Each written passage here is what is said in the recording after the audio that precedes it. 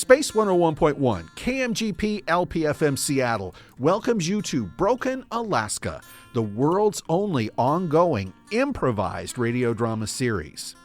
If you need to find someone in Broken Alaska, the best place to start is the town's only bar, the Twisted Dinghy. Doc Burgess, Sheriff Jim, and Father Francis are all there now to hear Mark tell of the secret system of tunnels that he's discovered running through the town. So you all remember how Sarsfield was missing, right? Yeah. Well, I ended up breaking into Brick's house and I rescued him. He was stuck in the Germans' lab. They were performing audiological research on him. Freeze, Mark. I have a question for you. Yes? You mentioned breaking and, dare I say, entering Brick's house. Is that true? It is true. Mark, number one, breaking and entering is a terrible thing to do. Number two, who hasn't done it? And raise your hand if you haven't broken into Brick's house. Well, I've been in there once. Exactly. His code is 1234, and his password is password.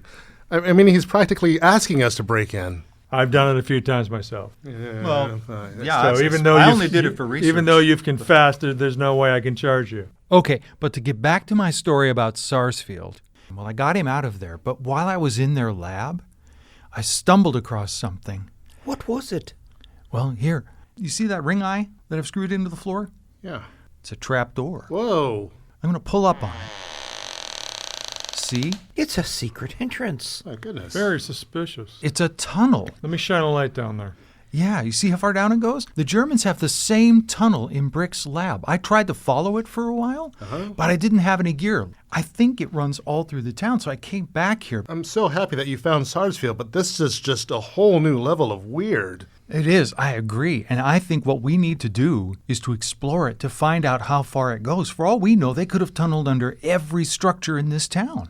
Oh, we get to spelunk it. Yes, spelunking, that's exactly right. Wait, back up. You're saying that there's a system of tunnels under the town? I think so. I mean, doesn't it strike anyone here as odd that these Germans can just pop up out of nowhere and then disappear without a trace? They did that to me in the bookstore. They did that to me in the bar. Oh my gosh, they did that to me in the hot tub. In the hot tub. Well, that's fascinating. The hole goes way down. I've got some gear with me. I've got some climbing rope. I've got some headlamps. I totally could see the Germans doing this, you know. I spent some time in Europe a number of years ago, and there was 58 miles of tunnels in the Schwarzwald, all dug by the Germans. This is very troubling. I wonder where all this goes. I mean, maybe it goes outside of the town. Maybe it goes all the way to Austinville. Who knows? Let's start looking. We need to find out what's going on. Okay, gentlemen, I think we have to look at a worst-case scenario. I'm thinking vampires. Vampires? I'm sorry, what? Vampires. What? Do you want me to spell it? No. I can you- spell it. I just... Those Germans, they're adverse to natural light. No one has ever seen them in front of a mirror. And suddenly there's two bats flying around town. They're vampires. Sheriff Jim, really? Oh. So with all due respect, Sheriff, I mean, the two bats that were released, they came in a package from Kitty and Denise. Kitty and Denise are vampires too? No, they're not. They're on a world library. The point is, the light sensitivity, their reaction to the light, that's all can be explained. There's no vampires. The only thing we can do to find out who is what is to go down there and ask them. So here's a helmet. Here's a helmet for you, Doc. Thanks. There's one for you, Father Oh, this Francis. is so exciting. There's I one can't for wait you, to Sheriff explore. Jim. Mark, I'm going to need some garlic. Do you have any garlic back there, pickle or otherwise? Mama Tootie just left some garlic salt. Sheriff Jim, come on. Give me the garlic salt. All right, here we go. Thank you. And I think you need to know this is now a tactical situation. At this point, I'm going to need to take over the investigation. I have vast work in these sorts of things with the CIA, the FBI, and most importantly, TSA. So everything funnels through me from now on. You go in, I go in. Flash goes in. My drones go in. Understand? I understand. Roger that. Copy, Father? Oh, yes. So we're going to go in formation. We're going to have to watch our sixes. We go in alphabetical order. Oh, by first or last name? First name. Well, that's easy for me because I'm Father Francis. That'd be F. Okay, well, I'm Mark, and that's M. That's M. Doc. I'd rather not say my first name. Why don't we go by last name? Okay. Can somebody sketch this out? We need to get going. All right, so it'll be Doc, Yeah. and Francis, and then me. Well, wait a minute. What's your last name? Sorensen. I'm Shaughnessy, so H comes before O. Gentlemen, I do appreciate your high level of paranoia. That's going to get you a long ways in life. Let me see what I have in my tactical vest. A picture of Lucille Ball. Wait a minute. I've got some pepper spray, 2 cans of it. I've got 2 pistols, a pocket knife, a knife that goes on the outside, a knife that goes on the inside. I've got cameras. I got 3 lights and a half a sandwich. Oh, let me check in my pockets what I've got here. Oh, let's see. I've got the Muslim crescent in this pocket, and over here the Star of David. That's handy. Oh, let's see in my vest. Inside the vest. Oh, I've got a cross. That will come in handy. That's And and I've got me Boy Scout merit badges that I always carry. One for swimming and one for making candles. Gosh, my list is not very exotic. I just brought some water, first aid kit, some vet wrap, some baby aspirin. I've got these really cool Ferragamo climbing boots that I got from Brick. These are pretty snazzy. Oh, very nice. Oh, and my inhaler. Oh, and look in this pocket. I've got 2 things. I've got a coin from the Uzbekistan World's Fair, and I get me 1 week sobriety pin. Oh, Congratulations, That's Father. great. Gentlemen, it's now go time. Mark, I need you to lead the charge. Lock and load, lock and load. All right. Doc, follow me. If you see anything, Yes. shoot, ask questions later. I need some suppression fire. I just Suppression have an inhaler. I have the garlic salt, I have the pepper mill, and I have the Heinz 57 sauce. Keep your tobacco dry and your gunpowder dryer. What? Right. Okay. Hey, no, wait. Father Francis, Doc, do you want to... Go, go, Wait, go. ow, Father Francis, ow. you're with me. You're with This is me. standing on my... I'm right here with you, Jim. Ow. Am I in ouch. front? Are we going in alphabetically? Down in the gold mine under George's shack, Brick, Joey, and George have gathered to examine the strange tunnel that Brick accidentally discovered. Could it be connected to the tunnels that Mark discovered? Let's find out. So I was kind of just hitting this wall with a pickaxe. Just no reason apart from I was kind of frustrated. Is that what you often do? You just take a pickaxe Well, and... George suggested it and it works. You should try it. Joey, Brick has anger management problems, yeah. I do not have anger management problems. Well, then why did I tell you to pick up a pickaxe and hit the wall? You sound very calm to me, Brick. Keep on telling me the story. Well, anyway, the whole wall falls down and then there's this tunnel behind here, right? There's this There's a badger's tunnel. What are you talking about, Badger Tunnel? This is the honey badger. This is Lars's little game. I don't know what he's doing, but we have to get that honey badger. We have to lock it up. First of all, you got an issue with a honey badger, but this ain't no honey badger tunnel. This tunnel is 6'2" at least, smooth walls, wide enough for 2 people. And besides that, don't you remember when we were down in that ship, before it started sinking? And No, what? you started to be afraid of swimming? Joey. Those honey badger markings were very clear. They were sharp nails coming down in striated lines, and they were only, I don't know, maybe 2 feet high, because I believe that's as tall as a honey badger is Well, on you this, know what? these Well, I think walls. Lars is behind this, and I think we should fine him or charge him or do something with him. He nearly kills me on his rusty heap of a ship that sinks in the harbour. I don't know what we're going to do about that, all Well- right? And now we've got these tunnels. George, look, you and I, we're the smart people around here, right? We know things about science, about all kinds of things. Now, tell him, is there any way this is a honey badger tunnel? No. Brick, you need to study up on zoology. Yeah, well, Mark is some sort of super Dr. Doolittle. He might be able to talk to the honey badger. He can talk to just about every other type of animal. All right, Brick, let go of the honey badger. George, Let's just get in there and go look and see what's down there. Just grab one of those headlamps and a pickaxe and let's get it going. well, hold your honey badgers. First of all, I'm not so sure that's such a good idea to be going in there right now because, as we know, my seismometers meters have been measuring tremors, and there has been a little bit of an increase in the number and severity of tremors, and I'm not so sure I want to go butting around in there right now. Well, what are 'cause you? Are you a geologist now? Are you, Joey? I have set up scientific seismometers, and my seismograph is very well constructed. And I don't know why you should be questioning me about this, because what do you think it's a honey badger for No, I think crying out that's a loud? stupid idea because obviously, Let's just go do it. So don't we need like some special equipment to go hunting around in tunnels? We don't need any special equipment. All we need is a headlamp and a pickaxe. and I've got my Glock.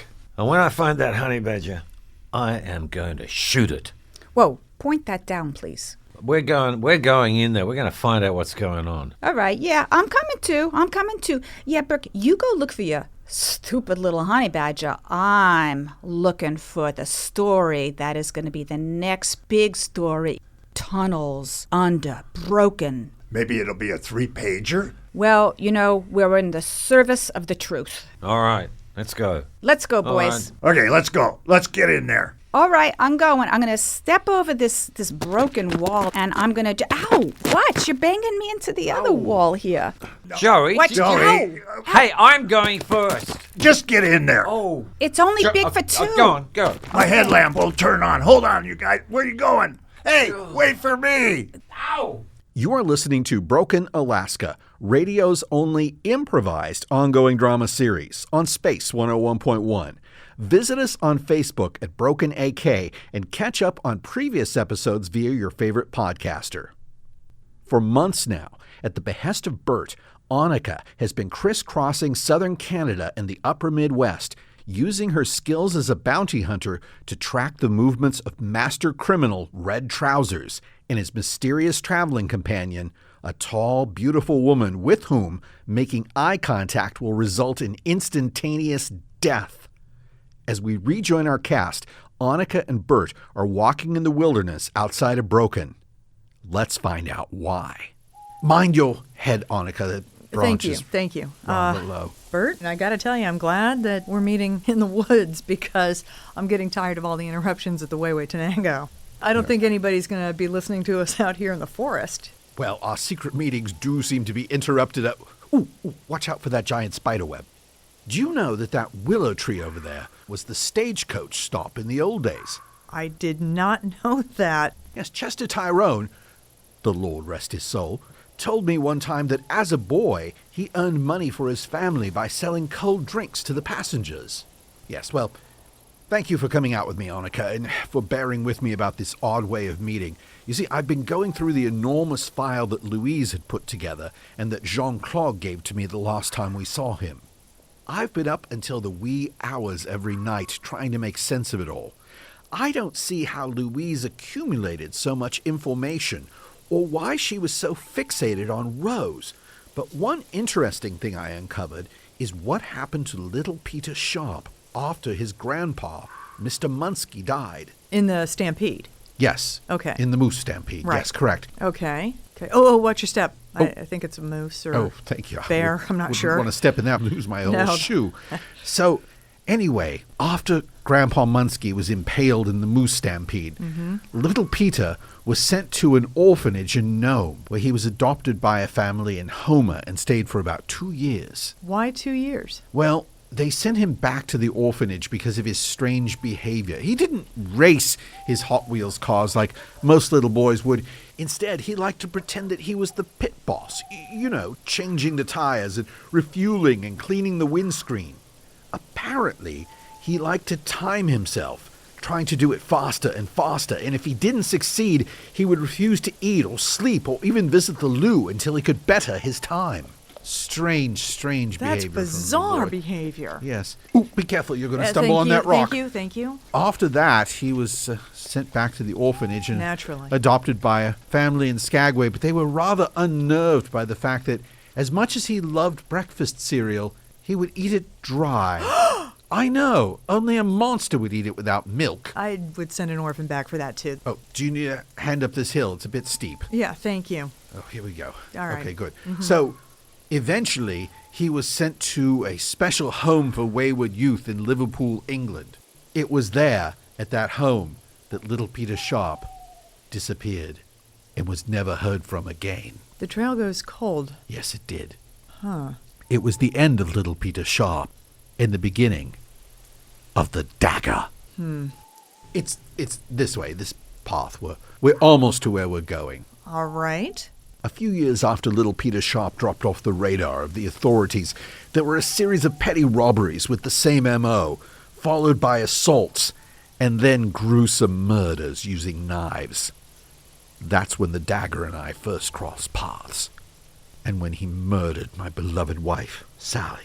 If only I hadn't told the judge that my partner on the Met had planted evidence, he never would have been released from London Central Prison. I was a fool. Bert, I'm really sorry about Sally being murdered on the sidewalk in front of your home. But Red Trousers is on his way here with that crazy lady that can kill with her eyes, with the Jitna Kondo. And we need to be able to focus on that at the moment, not the trip down memory lane. But don't forget, Annika, the two are connected because Red Trousers was the Dagger's #1 lieutenant. Okay. All these years, the Dagger was here, disguised as Dolores. I thought he was watching me, but as it turned out, he was looking for the herb that is the secret ingredient in his grandfather's Warren G. Harding brownies. I believe that Red Trousers has come looking for the herb that the Dagger failed to find. And we're thinking Rose has that herb. And I'm worried that she might be Red Trousers' next victim. Rose! Yeah, what is it with that woman? It seems like everybody's in love with her or is trying to kill her. Or both. Oh, I mean, she's always at the center of everything. Huh. We're in a meadow? Bert? We're at the missile silo. Is this where we were headed the whole time? Yes, I didn't bring you out just for a walk in the woods. I brought you out here, Annika, because, as you know, this is where the Dagger met his end. Yeah. When Rose pushed him off the top of the silo. Did you bring me here because we're going to retrace the crime scene of... Is that what we're doing here? No. I brought you out here to show you this. A patch of crabgrass? Let me just clear this away. Is that a handle? It is. Big iron one, too. Very Okay. cold. All right, let me open this up. It's a hole in the ground, and it goes way down. I didn't even know it was here. It wasn't until Mark described in vivid detail one of the dreams he had about Pugsy, where Pugsy was digging, tunneling into the ground near the missile silo. My copper instincts were tingling, so I decided, what if it was more than just a dream? What if there really was a secret hatch? And here it is. There's a ladder that goes all the way down there. That's a tunnel system at the bottom. Yes, it is. Do you know where it goes? No, but that's what you and I are about to find out. I don't have any lights or anything like It's that. all right. I thought this was a meeting. I brought a backpack with some emergency food Okay. and water and a lantern for you, a Thank lantern you. for me. All right, thank you. All right. Whoa, Oh my gosh. That's another tremor. They're getting Okay. more severe. and more frequent. Monica, you know, if we go down in there with the tremors, I don't know, anything could happen to us. If you don't want to go, I won't think less of you. Bert, hand me the lantern. What's with all the tunnels in town? Surely the German scientists who Brick hired to prove that audiobooks are better than their print version. And whatever happened to that anyway? Well, surely they can't be responsible for this elaborate network of tunnels, or can they? Oh, Liebchen, I think of you always. You are the best person to commit acts of science with I could ever hope to meet. It's wonderful to be with you. I want to show you something. Here, I shine my light on the wall. I made you a sign. Unterirdische Straße. Under Tunnel Street. Oh, I beg your pardon, but I'm going to have to do something not so scientific here. I take out my razor and look, I'm going to carve in just this shape. I see the one half of the shape. I Do look you at get that where I'm shape. going? Yeah, With the other yeah. half of the shape, it's so hard for my heart, my hiney heart. Oh, I love that. Thank you. When we have our groceries, we must include in them a little bit of wine, perhaps? Wine and chocolate, because chocolate and wine. The benefits thereof have been proven. They're science. Do not talk to me of such exciting things in the tunnel. I might start shaking. Anyway, all right, I've got my list here for Welcher's grocery store. Here's what we need. We need the Kraft macaroni and cheese. Yeah. And we need the spim. Oh, what else do we need? We Milk? need- Oh, thank goodness they got the moose milk back. You know, that pretentious Fletcher Bulletin Market, what was that nonsense? With no moose milk and not even bunny milk as a backup. Just terrible stuff. It gave me the gas. I bloated up. Oh. Whoever thought of milk from cows? Milk from cows. No. Cows are not science. They are steak that doesn't know any better. Or burger. The gas, it was horrible. You can't drink that stuff. Moose milk is wonderful. It's got this nice tangy aftertaste. Bunny milk, you have to milk a lot of them and they're so fast you can't catch them. Thank goodness we are back to Fletcher's and no more Fletchipolitan. I know so many hipsters and their piercings and their plaid and their flannels and their ironic beer. So, here we go. And we turn left. I Here believe we go first down our tunnel and we take the first right. Yeah, we take the first right at Brickman-Potzenstraße. And then that puts us right up through the floor into the dairy section of Old Man Felch's store. Perfect. It is so lovely to be walking in the tunnels today. The air. It's so nice and cool, and it's damp, and there's none of that oppressive sunlight. I mean, look, it's this lovely strata in the soil. So, we pop up in the dairy section, and then we get the following. We need the spim. Yeah. Then we need the Kraft macaroni and cheese, just like the urchins used to make in East Germany when we had to scrabble for survival. It was so great. All we had to do was find somebody walking out of the German embassy with the Kraft macaroni and cheese. We jumped them, we beat them, we eat for weeks. Yeah. Oh, I loved it. We'd get everybody around the table and we'd make Kraft. And there would be, and the orange would stay there and it would glow for days. I'm getting hungry thinking about all this food. Oh, it was a great time to be a German. The Stasi were watching everywhere. The media was controlled all by the state. Nobody could talk to anybody without knowing their secrets. Absolutely right. I missed that ambient paranoia. Parents would turn in their children to the state. And children would turn in their parents as well. It was a wonderful time, It was a totalitarian wonderful time. state. The Stasi coming, they look at your plate. They wonder, what is you eating? Is it any good? And then they ask you if they think like you should. Whoa. Okay, back to now. Right. Yeah, the entrance to Felcher's is just around this next corner in the tunnel. We just go around the corner over Around the here. corner, And Oh, look. what is that? That is the honey badger, that is what that is. Is that next to you? Oh my goodness, is that a lobster? Oh, it's a lobster. Look at them.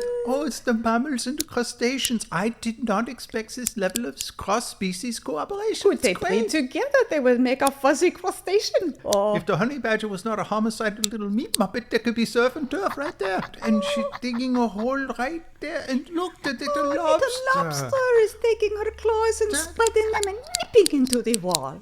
Look at it go. It's just clawing and scraping What and digging. teamwork they have, the lobster claws and the honey bear with Oh, its the honey little... badger. That's an efficient badger. animal right there. That's fun. That's one heck of a mammal. Look at that. That's a work ethic right there. They are teamwork right there. They are making... They're making a hole They're making holes in our... in our tunnel. Oh, no. No, this No. is not science. No, this is not part of our scientific... We planned out this tunnel system. It is optimized to make sure that the foundations of the town will not be undermined in any way. We did the physical arithmetic and the physical physics. We took measurements. Wait a minute. Mein Herr, do you have your slide rule? Well, of course I've got the slide rule. Do you have your abacus? How could you even ask? Of course I have my abacus. My apologies. Quick, the calculations. Calculations. Oh, 3.75. times 2.-3. 27.42. And they are digging at the rate of 0.2 inches per minute. Wait, Oh, my God. times 0.3. The stability of the structure of the system of our tunnels will collapse if they continue. They could destabilize the tunnel system. Destabilization of the tunnel system could destabilize the town. That would be bad. All our things are here. We've got to stop those creatures. You, mammal, stop that. Yeah, come here now, you ugly crustacean. Halt! Don't tell him I said so, but Father Francis has a reputation around town as a bit of a chatty Cathy. This mostly manifests when he's doing something he's really excited about, like carving bars of soap into cute little animals, or maybe his most favorite thing of all, spelunking. As the minutes stretch to hours, Mark, Doc, and Sheriff Jim may regret inviting him along as they explore the mysterious tunnels underneath the town. Oh, look at that stalactite. It looks just like Katy Perry. I'd never have thought of that. Oh, look at all these stalactites. This one looks like Taylor Swift. Well, maybe a little, but, not that much. Oh, look at here. It's a hole going straight down. I remember when I was a wee lad, I did some spelunking. Tied my little sister into a rope and I lowered her down to see how deep the hole was. Mark, can I tie a rope to you? Great.